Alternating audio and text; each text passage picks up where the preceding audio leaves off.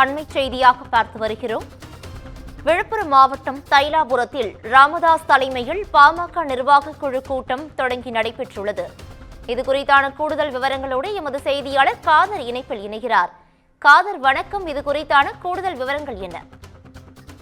வணக்கம் பவித்ரா. விழுப்புரம் மாவட்டம் திண்டிவனம் அருகில் உள்ள தைலாபுரம் இல்லத்தில் பாமக நிறுவனர் ராமதாஸ் தலைமையிலான மாநில நிர்வாக குழு கூட்டம் தற்போது நடைபெற்று வருகிறது.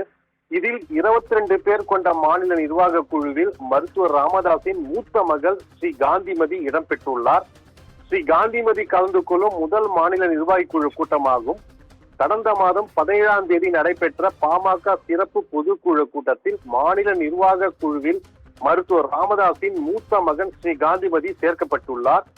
பொதுக்குழுவில் அன்புமணி மீது 16 குற்றச்சாட்டுகள் முன்வைத்த அறிக்கை மருத்துவர் ராமதாஸிடம் அளிக்கப்பட்டது. மேலும் கடந்த மாதம் 18ஆம் தேதி நடைபெற்ற ஒழுங்கு நடவடிக்கை குழு கூட்டத்தில் 16 குற்றச்சாட்டுகள் விளக்கம் கேட்டு அன்புமணிக்கு கடிதம் அனுப்பப்பட்டுள்ளன.